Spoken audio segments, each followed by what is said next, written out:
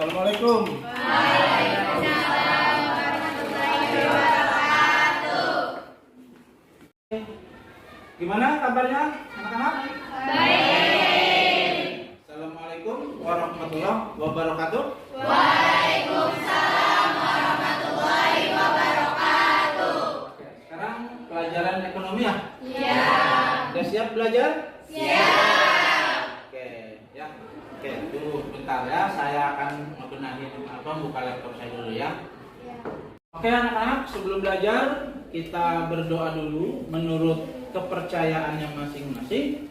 Ya, dipimpin oleh ketua kelasnya siapa? Mana ketua kelasnya? Oke, silakan dipimpin doanya. Teman-teman, sebelum belajar sebaiknya kita berdoa menurut kepercayaan masing-masing. Doa dimulai. Doa selesai, beri salam. Assalamualaikum warahmatullahi wabarakatuh. Waalaikumsalam warahmatullahi wabarakatuh. Baiklah, sebelum belajar kita absen dulu ya. Saya biar tahu siapa aja yang masuk hari ini dan siapa aja yang tidak. Kita absen dulu. Ya. Oke, kita absen dulu ya. Ini IPA 3 ya. Mudah-mudahan hari ini sehat dan masuk semua. Ya. Perhatikan yang ada di papan tulis itu. Oke, sekarang tanggal 12 ya. 12 bulan 1. Masya Allah. Sedikit lagi kalian sekolah nih. Ya, ada kemungkinan ujian sekolah kalian dimajukan di bulan Maret. Maka belajarlah sungguh-sungguh ya. Oke, saya absen dulu. Kalau itu sebutkan, angkat tangan ada, bilang gitu ya. Adrian, ada Pak. Oke. Zulkifli, Ada. Ahmad Husairi, Ada Pak. Ahmad Ridwan, Ada Pak. kemudian Alia, Ada Pak. oke. Kemudian Angga, Sakit, Pak. sakit apa? Ada yang tahu? Ada surat nggak? Ada Pak tadi. Ada. Oke. Berapa hari udah nih? Baru 1 hari, Pak. Hah? Baru 1 hari. Baru hari ini. Ya. Oke, Anjanis, Ada, Pak. kemudian Ardina Resti, Ada, Pak. kemudian dia, Ada, Pak. dia, Ada, Pak. Dina, Ada, Pak. Dinsa, Ada, Pak. Doni, Ada. Peggy, Ada Pak. Fauzan, Sakit. sakit apa? Nggak tahu. Hari ini juga, Pak. Ada surat? Ya, ada. Oke. Fikri, Fikri Haikal, Sakit. sakit juga? Iya, Pak. Jadi yang masuk ya. Harudin? Ada. Ada. Tilda, Ada, Pak. Indah, Ada, Pak. Irna, Ada, Pak. Asik, Ada, Pak. Lesi, Ada, Pak. Mila, Ada, Pak. Mita, Muhammad Iftar, Ada. ada? Ya. Yasin, Ada. yang ada di kelas aja ya. Nabila, Ada, Pak. Nikolas, Nuke, Ada, Pak. Risma, Ada, Pak. Salsa, Ada, Pak. Nisa, Ada, Pak. Giorano, Ada Pak. Ikshop. Ada Pak. Oke ya. Jadi saya semuanya 34 orang ya. Berarti tidak masuk 2 orang ya? 3 orang ya nggak masuk ya. Oke. Oke, terima kasih, saya berikan dulu ya. Nah ini absen kita ya. Sudah kelihatan semuanya yang masuk dan tidak masuk ya. Oh ya nih. Perhatikan, ada nilainya di absen ini ya. Oke. Kita tutup dulu absennya. Oke, anak-anak. Kita mulai saja proses pembelajaran kita. Lihat di sini ya ada slide ya. Nah, ini tujuan pembelajaran kita ini. Tujuannya saya harapkan setelah belajar ini kamu memahami tentang pengertian daripada kegiatan karakteristik perusahaan dagang. Yang kedua, kalian juga selain memahami juga mampu menjelaskan tentang karakteristik perusahaan dagang itu sendiri, yang bahkan tentang tahapan pencatatan akuntansi. Ya. Kemudian yang ketiga, diharapkan setelah pembelajaran ini kalian juga bisa menjelaskan tentang tahapan pengiktisaran akuntansi pada perusahaan dagang. Keempat adalah menjelaskan tentang tahapan pelaporan akuntansi pada perusahaan dagang. Kelima, yang paling penting kalian mampu menganalisis, ya, menganalisis dan menyimpulkan informasi atau data yang dikumpulkan serta mempraktikkan siklus akuntansi. Sebenarnya kalau menyimpulkan atau menganalisis itu kalau dalam KKO masih tingkatan belum sempurna. Yang bagus itu kalau seandainya sudah complete. Itu artinya kalian sudah mampu membuat laporan akuntansi dengan baik sehingga kalian siap pakai di perusahaan bagian keuangan. Nikmat banget kalau sudah begini. Yuk mau gaji berapa? Pasti perusahaan oke. Iya kan? Nah, betul. Lanjut sekarang kita akan masuk ke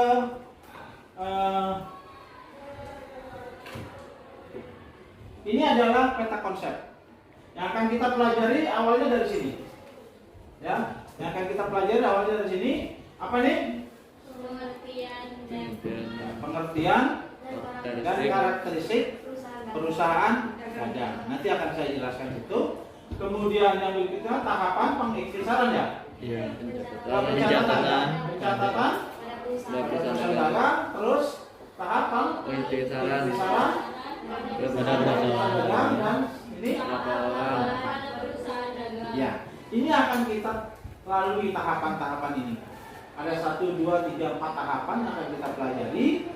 Dan ini adalah setelah tahapan ini kita pelajari ini ya semuanya. Paham ya? Oke. Lanjut. Nah, ini adalah awal-awal pembelajaran kita. Awal pembelajaran kita. Kalian harus coba mengamati dan menganalisis. Ada nggak yang masuk perusahaan dagang? Ada nggak yang masuk perusahaan jasa? Ada nggak yang masuk perusahaan manufaktur? Saya minta kalian amati ini. Silakan diamati ya. Tuh videonya silakan. Video ya.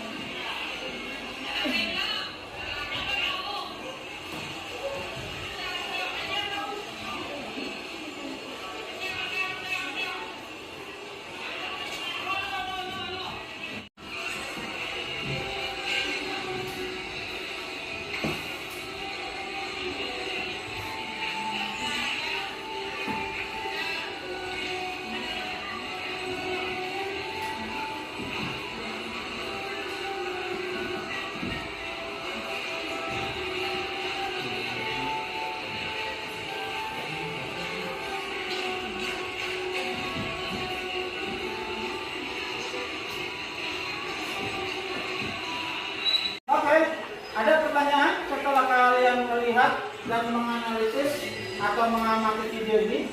Kalau ada silakan. Oh, oke. Sebutkan namanya nih. Nama saya Drama. Buka. Iya? Drama yang pertama Ya. bagaimana cara membedakan mana perusahaan manufaktur dan mana perusahaan dagang? Ya. Bagaimana cara membedakan mana perusahaan yang masuk ke manufaktur, mana yang masuk ke dalam perusahaan dagang? Hanya juga perusahaan jasanya dan juga jasa. Ada yang bisa jawab di sini? Siapa? Siapa yang mau jawab? Bagaimana cara membedakan perusahaan yang masuk manufaktur, perusahaan yang masuk ke perusahaan dagang, perusahaan yang masuk ke dalam perusahaan jasa? Ada itu? Ada yang bisa jawab? Siapa yang mau jawab? Mari pertanyaan dia, ya kan? Silakan. Siapa mau jawab? Ya, silakan. Siapa? Sebutkan namanya. Nabila. Nabila. Nabila silakan. Perusahaan jasa adalah perusahaan yang memberikan dan menjual jasa. Sedangkan perusahaan dagang adalah perusahaan yang menjual tanpa mengubah barang atau produk yang dijual. Sedangkan perusahaan manufaktur adalah perusahaan yang mengubah dan menjual produk menjadi produk yang berbeda. Ya, bisa dicontohkan setiap definisi itu? Ya, kalau perusahaan jasa itu contohnya tukang ojek. Tukang ojek, ya. Terus Ya. Mungkin ada lagi kalau tukang beca gitu kan ya? ya kuli panggul. Nah, tukang kuli terus panggul. Untuk perusahaan dagang itu semacam warteg gitu yang Warteg nggak masuk perusahaan dagang karena di sana ada pengolahan nasi dari beras jadi nasi. Kalau Iya kan? perusahaan dagang itu Goreng pisang gitu kan. Yang perusahaan dagang tadi kan? Alpa, semacam Alpa gitu Apa ya, ya perusahaan kan? dagang. Nah, yang ada di sini apa? Yang masuk perusahaan dagang. Nah, Ikan. penjual ikan, penjual tempe barangkali ya, Ya. kan gitu kan sayur, ya kan? Karena dia membeli sayur, menjual lagi sayur, ya kan? Kalau manufaktur tuh ada tuh gorengan, yang jual gorengan barangkali ya. Iya, Pak. Nah, gorengan kan melalui proses pengolahan, betul? Betul. Oke, nah itu yang dimaksud. Terima kasih Nabila, ya. Oke.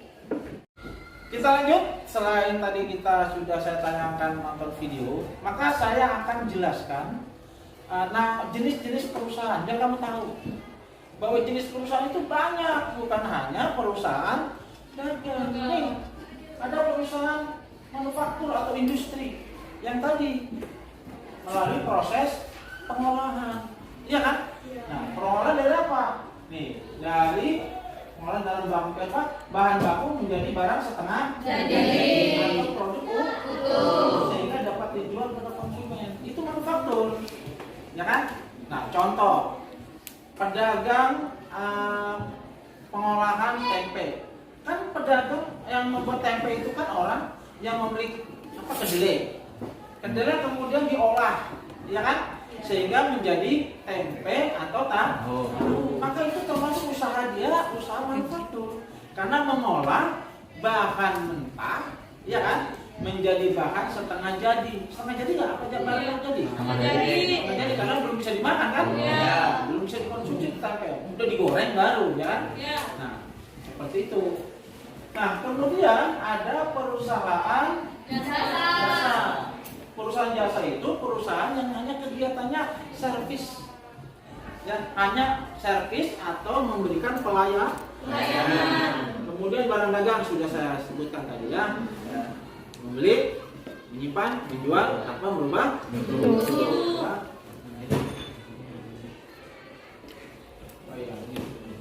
Nah ini jenis-jenis perusahaan dagang yang tadi ya. Oke, lanjut. Nah, yang berikutnya ada perusahaan agraris. Kenapa ada perusahaan agraris? Saya ingat betul di waktu SD, guru saya asal ada bilang perusahaan agraris. Kenapa? Karena katanya Indonesia ini negara pertanian, iya kan? Nah, makanya di Indonesia ini banyak sekali perusahaan-perusahaan agraris. Apa sih perusahaan agraris itu? Nih, jenis perusahaan yang bergerak di bidang pengelolaan sumber daya alam. Itu karena apa? Karena agraris tadi. Ya, jadi Indonesia itu kaya akan sumber daya alam. Ada tanaman, tumbuhan, ya, ada bahan tambang, itu agraris semuanya. Ya, nah seperti itu. Nah ini contohnya seperti perusahaan perkebunan, agroindustri, perusahaan peternakan, perikanan, ya, dan seterusnya. Ini itu agraris, ya. Contohnya itu. Ya. Lanjut, yang terakhir ini jenis perusahaan ini adalah perusahaan ekstraktif, ya. Perusahaan ekstraktif. Apa itu perusahaan ekstraktif? Ada yang bisa membacakan? Silakan. Ya, silakan. Bacain aja. Perusahaan ekstraktif merupakan jenis-jenis perusahaan yang kegiatannya langsung mengambil dan memanfaatkan hasil-hasil kekayaan alam seperti penangkapan ikan di laut bebas, perusahaan pertambangan, pengambilan rumput laut, penebangan kayu ilegal, dan lain sebagainya. Oke, terima kasih ya. Oke, nah inilah penjelasan saya. Nanti selain itu, selebihnya saya minta kalian membaca apa yang sudah saya berikan itu, modulnya ya. Nah, selanjutnya saya minta kalian buka internetnya ya melalui HP kalian, ya kan? cari tentang perusahaan dagang. Cari. Kemudian setelah kamu cari sudah ketemu, kamu baca.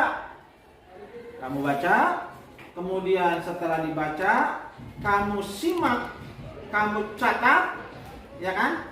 Setelah kamu catat, kamu buat pertanyaan minimal 1 orang 1, ya kan?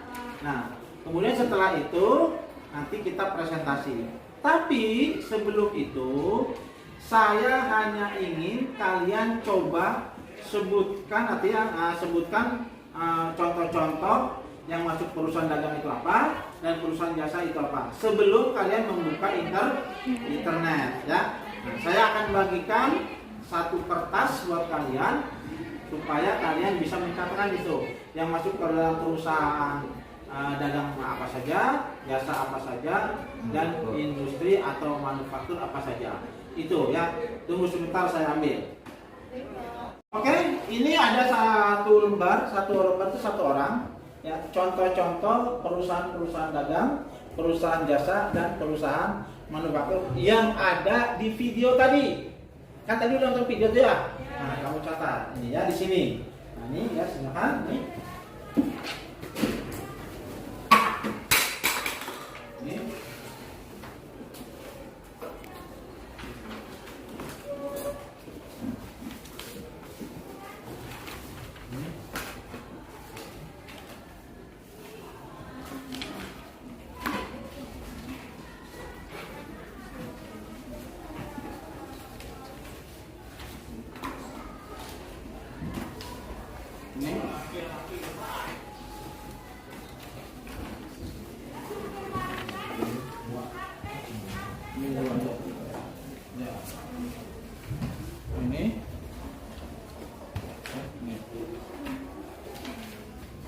Kita kesini aja.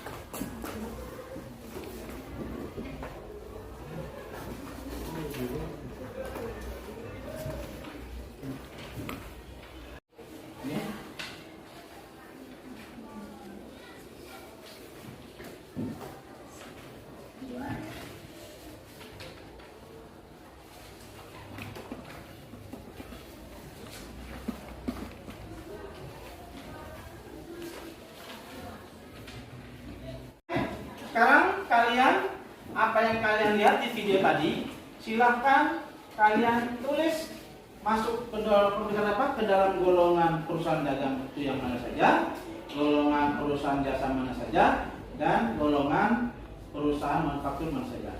Oke, silakan dicatat. Oke, saya sedikit keliling ya untuk melihat kegiatan kalian.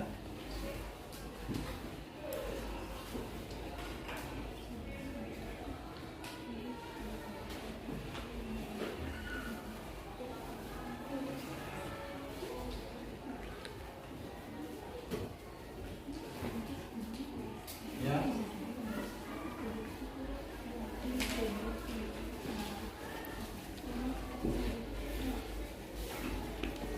Oke, sudah dicatat kalian semua? Sudah. Kalau sudah dicatat, tolong dikumpulkan. Itu, tolong kumpulan. Ya. Kumpulkan, taruh di meja saya. Ya.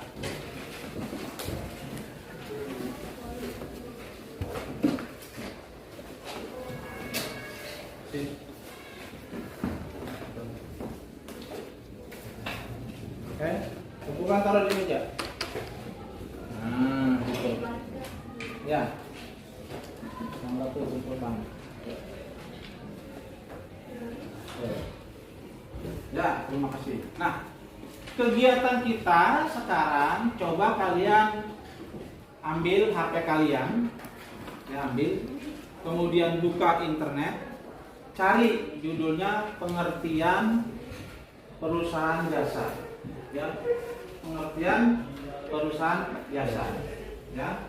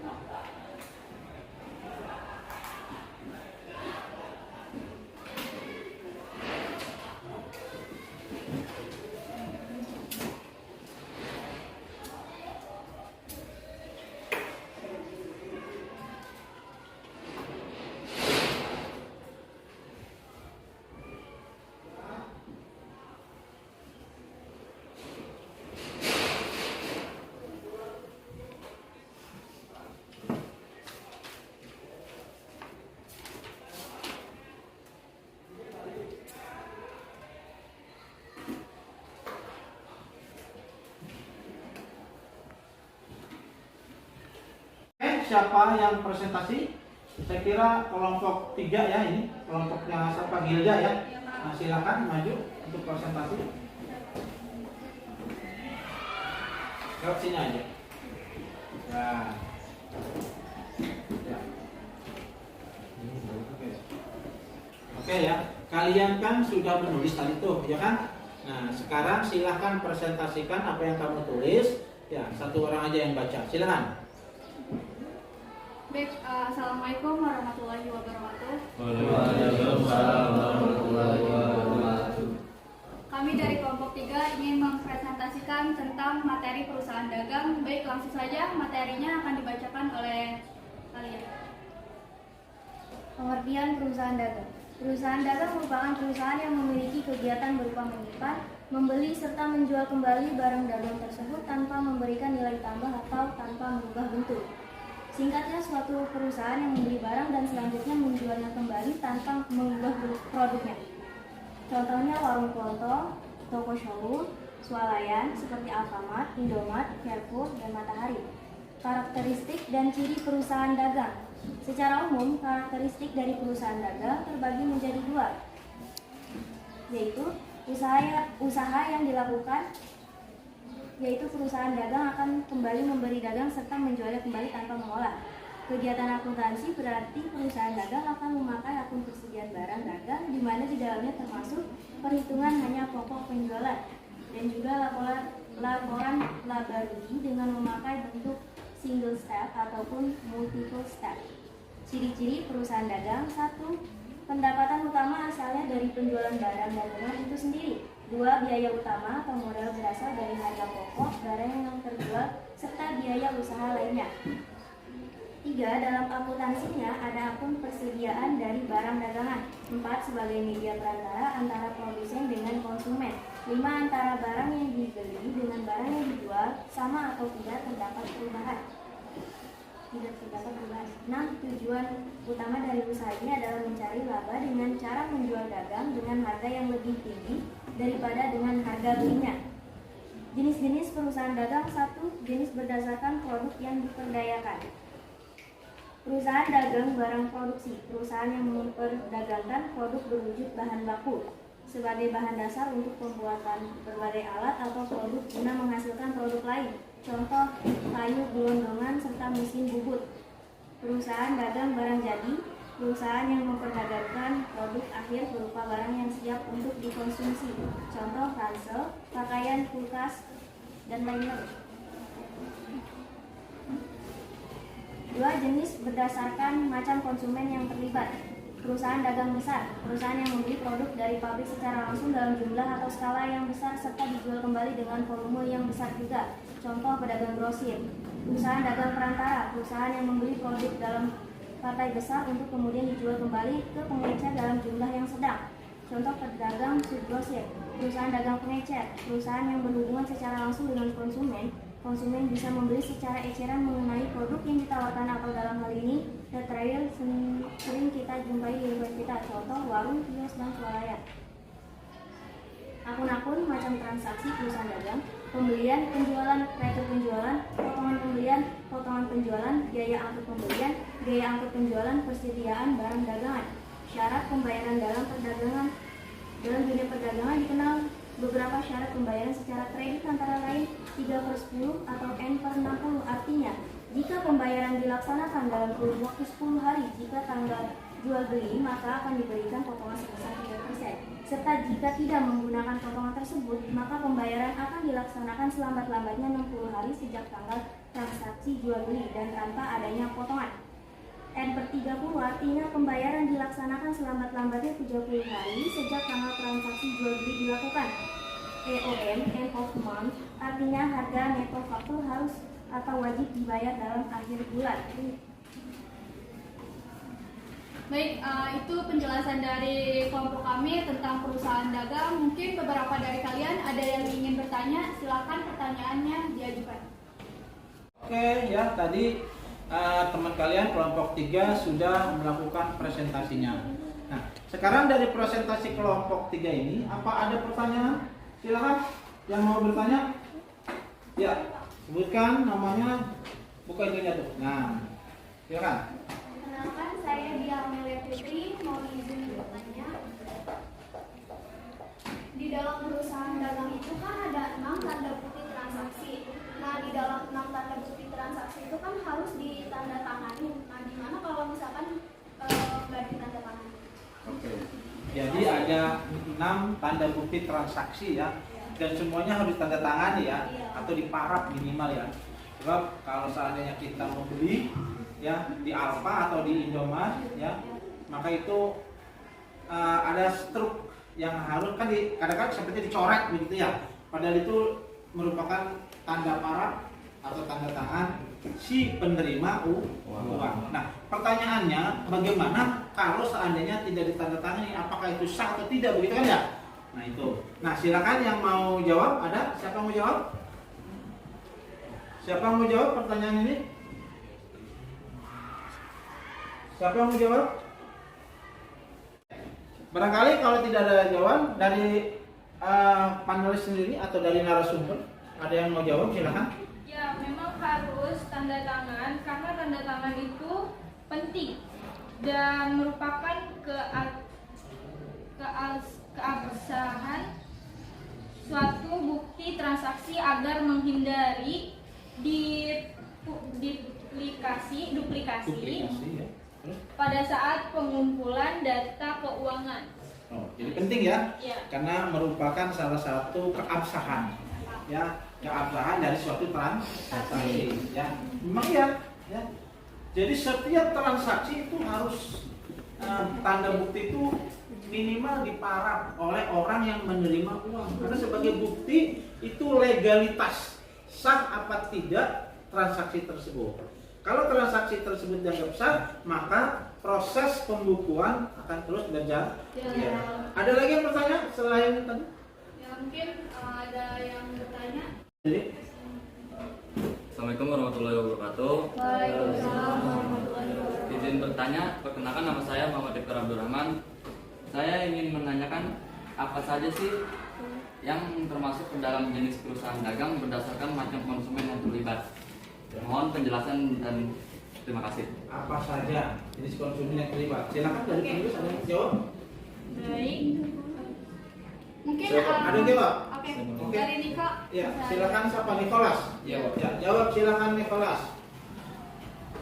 Jenis perusahaan dagang terbagi menjadi 3, yaitu perusahaan dagang besar atau bahasa Inggrisnya wholesaler, dan perusahaan dagang perantara atau middleman, dan perusahaan dagang pengecer retailer.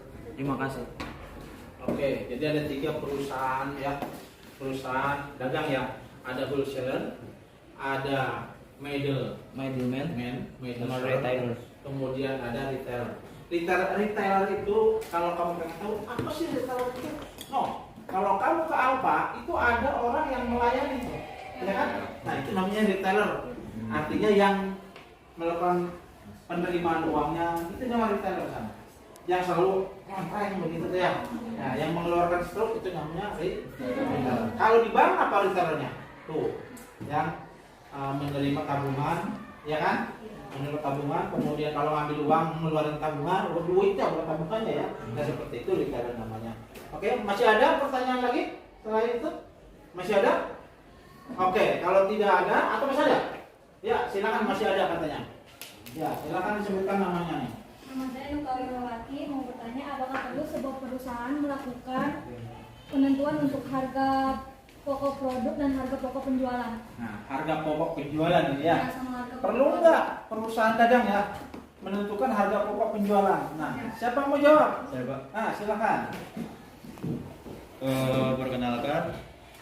Perkenalkan, nama saya Doni Musandi. Dibuka itu maksudnya, biar kelihatan wajahnya, biar kelihatan. Ya. Perusahaan harus menghitung harga pokok suatu barang karena sangat penting untuk pelaporan keuangan perusahaan. Penentuan harga ini dilakukan sebelum perusahaan menentukan harga jual. Maka ini nantinya akan digunakan oleh manajemen untuk membandingkan dengan pendapatan dan disajikan dalam laporan laba rugi. Terima kasih. Oke, ya. Jadi memang penting harga pokok penjualan. Kalau perusahaan dagang tidak menentukan harga pokok penjualan, nanti bisa-bisa rugi nggak ketahuan. Harga pokok penjualan itu harga perolehan ditambah dengan biaya-biayanya sehingga ketahuan tuh, oh harga perolehan keseluruhan itu sekian. Misalkan harga perolehan barang itu misalkan 50.000, mungkin enggak barang yang harga perolehannya 50.000 dijual 50.000 lagi. Kenapa? Udah menjadi ya nggak dapat untung. Tidak dapat Untung. Itu masalahnya, ya. Jadi kalau kamu memang ingin jadi pedagang harus tahu tuh, ya kan? Kadang-kadang orang kan beli misalkan gini, beli misalkan odol. Odol itu harganya misalkan 15.000. Kalian kan mau dagang lagi nih. Ya. Tapi kamu nggak mikirin itu berapa ongkosnya, ya kan? Nah, berapa pajaknya, iya kan? Kalau beli satu sih 15.000, pajak nggak kelihatan, ya kan? Bahkan belum tentu jadi ada pajak. Tapi kalau partainya besar, itu harus ada pajaknya sekian. Nah, semua itu biaya yang dikeluarkan transportasi, yang kemudian harga pokok si barang, pajaknya, ya kan? Tenaga kerjanya, ya kan? Yang belinya itu kan perlu dibayar ya. Nah itu sebutnya harga perolehan. Nah harga perolehan ini nanti sebagai dasar pijakan untuk menentukan harga pokok penjualan. Kalau harga perolehannya 50.000, maka tentukan harga jualnya, harga penjualannya misalkan 60.000, sehingga ada 10.000 selisihnya tuh, ya kan? Nah seperti itu, paham? Oke. Ada lagi yang tanyakan? Kalau tidak ada lagi, maka kelompok, berikan aplaus buat kelompok 3.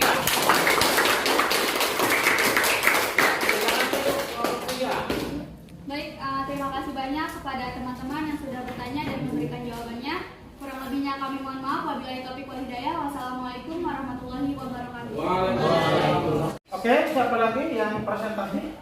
Silakan. Ya, kelompok 2 silakan maju.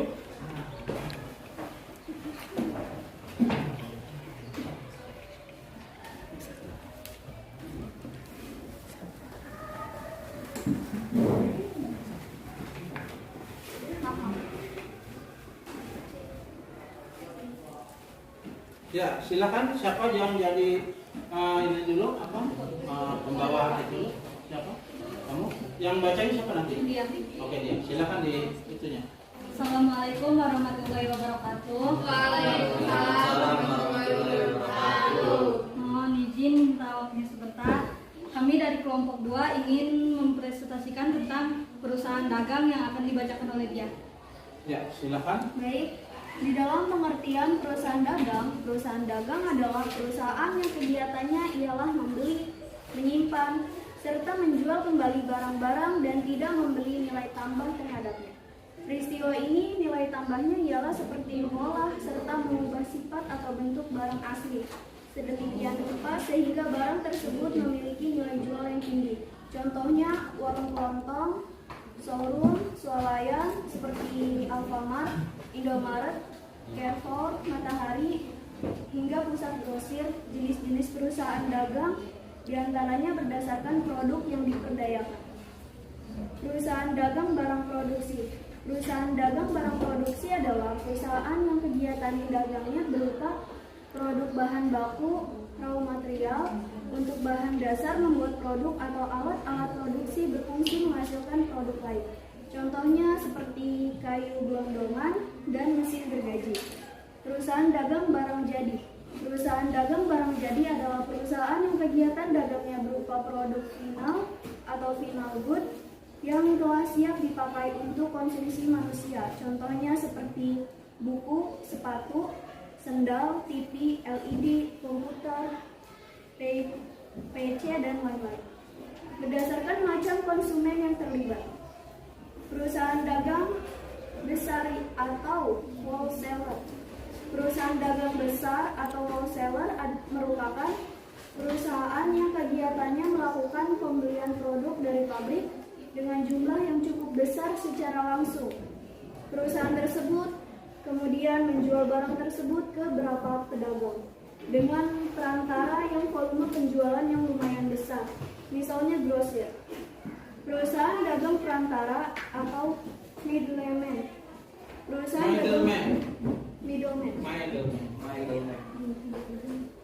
dagang perantara atau middleman. Perusahaan dagang perantara atau middleman yaitu perusahaan yang melakukan pembelian dalam jumlah besar kemudian dijual kembali ke pengecer dalam jumlah yang sedang atau tidak banyak. Misalkan perusahaan dagang besar ialah subgrosir. Kemudian perusahaan dagang pengecer atau retailer. Perusahaan dagang pengecer atau retailer merupakan perusahaan yang memiliki hubungan langsung dengan konsumen, yang mana konsumen dapat membeli secara eceran atau kepenan. Contohnya seperti warung, kios, minimarket, toserba, toko swalayan, dan lain-lain.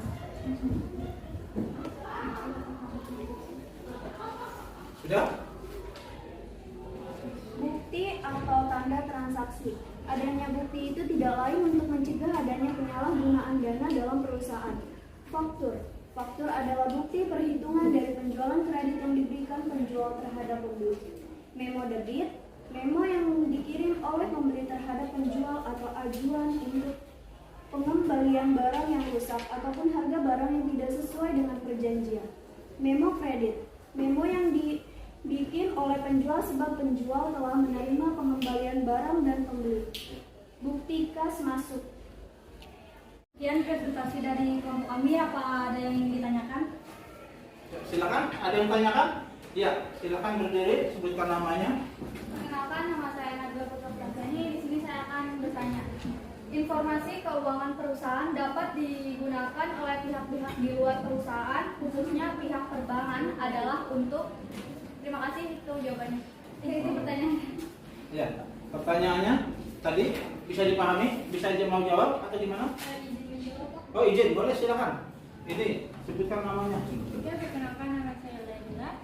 Yang kencang dikit biar kaca kedengeran suaranya. Yang kencang. Perkenalkan nama saya Laila. Ingin menjawab pertanyaan dari Nabila. Laporan keuangan digunakan oleh bank sebagai kreditor perusahaan untuk menganalisis kemampuan perusahaan dalam membayar utang. Ya. Jawabannya. Kemampuan perusahaan Untuk membayar utang. membayar utang. Ya, ini sebenarnya pengertian likuidasi. Ya, likuidasi itu kemampuan perusahaan untuk membayar utang dalam jangka pendek. Ya. Nah, kalau perusahaan bayar likuidasinya bagus, suatu perusahaan kalau likuiditasnya bagus, maka perusahaan itu bisa dikatakan perusahaan yang bonafit. Ya, kenapa? Karena likuidasi atau likuiditas itu adalah kemampuan perusahaan dalam membayar utang-utang dalam jangka pendek. Itu yang diharapkan. Itu perusahaan yang bagus yang sehat itu kayak gitu. Ya. Oke, masih ada pertanyaan lain? Ya, silakan si Nicholas, silakan. Yang kencang suaranya. Nah, Nicholas. Apakah ada ciri untuk menjelaskan dari perusahaan dagang tersebut? Terima kasih. Apa? Ada ciri untuk menjelaskan dari perusahaan dagang tersebut? Ciri apa nih? Ciri Biar lebih jelas pertanyaannya. Ciri perusahaan apa? Ciri perusahaan untuk menjelaskan perusahaan dagang. Maksudnya perusahaan dagang itu ciri yang kelihatan jelas, yang nampak banget itu barangkali apa gitu ya? Iya. Itu. Silakan ada yang tuh. Saya Pak. Oh iya, silakan. Saya perkenalkan, nama saya Muhammad Abdul Rahman. Izin menjawab pertanyaan dari Nicholas. Ya. Ciri-ciri dari usaha dagang, yang pertama pendapatan utama asalnya dari penjualan barang dengan barang itu sendiri. Yang kedua, biaya utama atau modal berasal dari harga pokok barang yang terjual serta biaya usaha lainnya. Yang ketiga, dalam akuntansinya ada akun persediaan dari barang dagangan. Yang keempat, sebagai media perantara antara produsen dengan konsumen. Yang kelima, antara barang yang dibeli dengan barang yang dijual sama atau tidak dapat penambahan atau perubahan. Yang keenam, tujuan utama dari usaha ini adalah mencari laba dengan cara menjual dagang dengan harga yang lebih tinggi dan pada dengan harga belinya. Oke. Daripada harga belinya. Terima kasih, Pak. Oke, ya. Sudah tidak ada lagi pertanyaan? Ya, kalau tidak ada lagi, silakan ditutup itu. Ya. Baik, cukup sekian presentasi dari kelompok kami. Kurang lebihnya mohon maaf. Wabillahi taufiq wal hidayah. Wassalamualaikum warahmatullahi Ya. wabarakatuh. Beri aplaus buat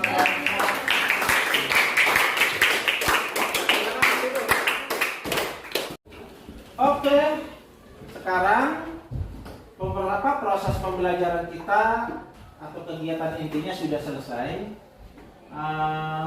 Jadi sekarang tinggal kesimpulan. Ya, kesimpulan dari proses kegiatan belajar kita. Ya, siapa yang mau menyimpulkan kegiatan belajar kita hari ini? Siapa? Silakan. Berdiri yang mau menyimpulkan. Ayo silakan. Siapa yang mau menyimpulkan? Apakah harus saya yang menyimpulkan? Ya, silakan. Kegiatan utama perusahaan dagang adalah membeli barang, Ya. lalu menjualnya kembali untuk mendapatkan keuntungan. Oke, ada yang lain kesimpulannya? Silakan. Silakan kesimpulannya, ada yang lain? Ya, silakan. Bahwa perusahaan dagang utamanya adalah membeli dan menjual barang tanpa merubah bentuk barang tersebut. Oke, siapa lagi yang mau menyimpulkan proses kegiatan belajar kita hari ini? Silakan. Silakan. Oke, kalau memang tidak ada, saya akan menyimpulkan ya bahwa akun daripada perusahaan dagang itu ada beberapa yang mungkin tidak semua saya sebutkan. Yang penting kalian paham dulu, ya kan? Pertama ada akun pembelian, ada akun penjualan, ada retur pembelian, ada retur penjualan, kemudian juga ada potongan harga, ya kan? Retur itu ada yang tahu nggak apa? Retur itu? Silakan. Ya, sebutkan itu retur ada yang tahu, silakan di. Ya, Nicholas silakan berdiri. Retur adalah pengembalian barang. Tujuan dari retur adalah ketika kita mendapatkan barang yang tidak sesuai keinginan kita dan kita dapat meretur barang tersebut atau dikembalikan. Ya. Jadi retur itu adalah barang yang dikembalikan, ya, baik dari pembelian maupun penjualan akibat tidak sesuai pesanan. Itu adalah harus diretur.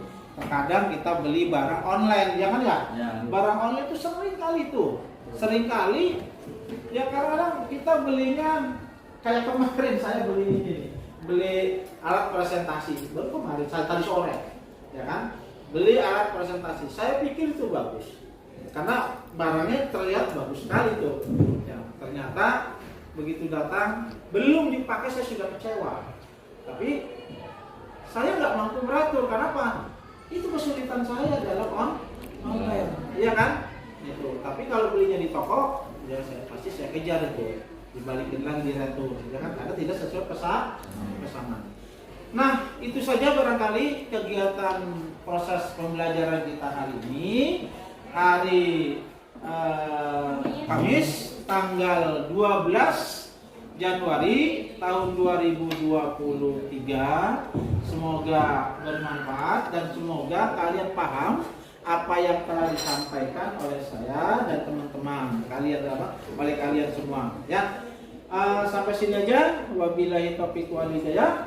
Wassalamualaikum warahmatullahi wabarakatuh. Waalaikumsalam.